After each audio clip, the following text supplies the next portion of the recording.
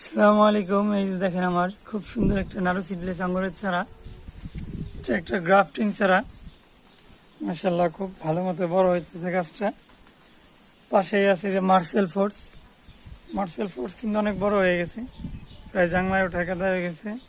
এখানে দুইটা ব্রাঞ্চ আছে, একটা ব্রাঞ্চ আমরা গুটি কলম করে নামাই ফেলাবো।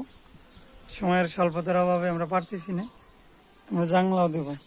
খুব গ্রোথ মাশাআল্লাহ। এই যে গাছগুলো দেখেন, বৃষ্টি নামছে কিন্তু 10 মিনিট আগে, কিন্তু এক ফোঁটা পানি নেই আমাদের কোনো একটা টবে। দেখেন আপনারা যারা আঙ্গুরের টব নির্বাচন করবেন, এই জিনিসটা খুব আপনারা টেক কেয়ার করবেন যে পানি দেওয়ার সাথে যেন পানিটা পাস হয়ে যায়, কোনো দেরি করবেন না। দেখেন আমাদের কোনো টবেই কিন্তু পানি নাই, বৃষ্টি নামার সাথেই পানি কিন্তু আপনাদের পাস হয়ে যেতেছে।